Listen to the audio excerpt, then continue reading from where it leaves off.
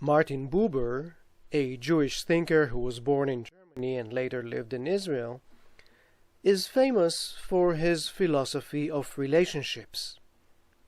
His writings made an impact on several fields such as philosophy, psychology, counseling, and religion.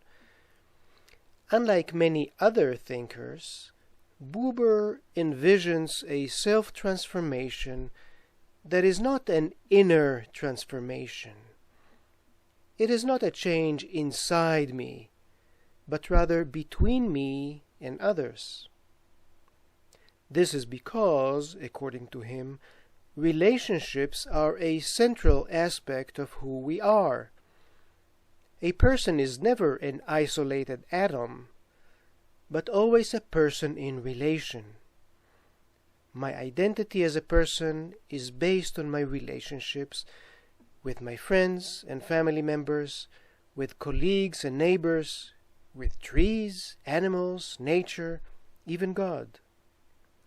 These relationships are an essential part of who I am. I cannot be separated from them. Buber distinguishes between two kinds of relationships: I-it and I-you. In I-it relations, I relate to the other person as an it, as a thing. I regard him as something that is out there in front of me, as something which I think about, something which I experience or know, manipulate, desire, try to help or harm. If, for example, I think to myself, I wonder what he is feeling now, then I am in an I-it relationship. In contrast, I-you is a relationship of togetherness. In I-you relations, I am with the other person, or with the animal or tree or whatever. I do not try to understand him. I do not use him. I do not experience him. I do not examine him from a distance. I am in full togetherness with him, and no distance separates between us.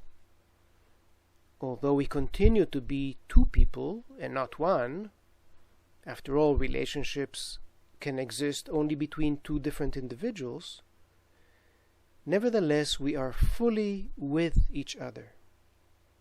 This togetherness involves my entire being, unlike I-it relations, which involve only limited parts of me, only my thought, for example, or only my curiosity, and so on.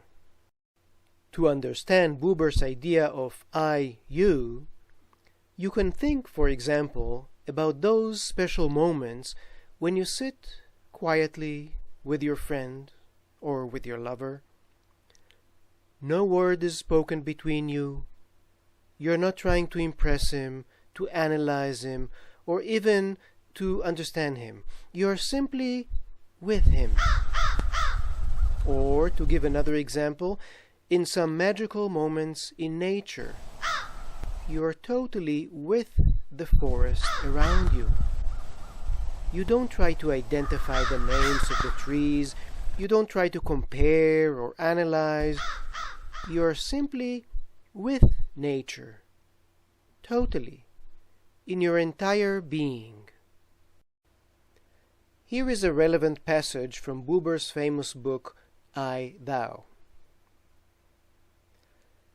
When I meet a human being as my you, and say to him the basic word, I, you, then he is not a thing among things, nor does he consist of things. He is no longer he or she, limited by other he's and she's, a dot in the grid of space and time. He is not a condition that can be experienced or described, or a bundle of specific qualities. Neighborless and seamless.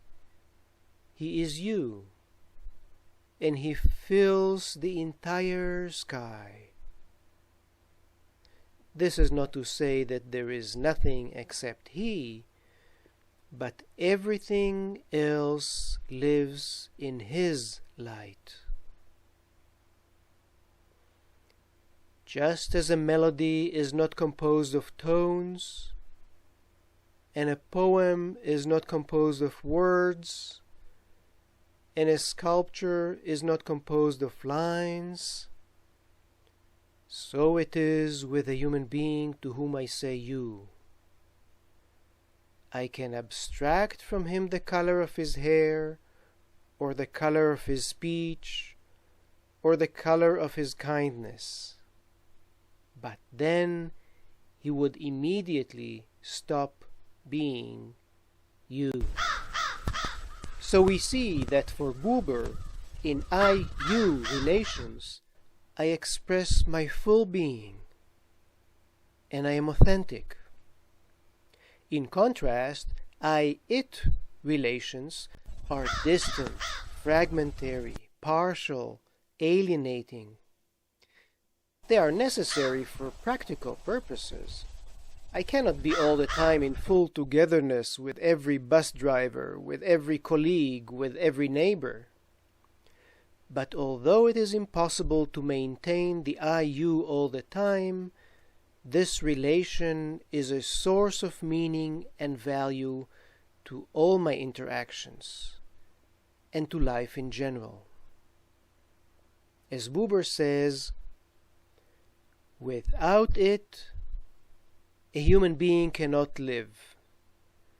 But whoever lives only with it is not human.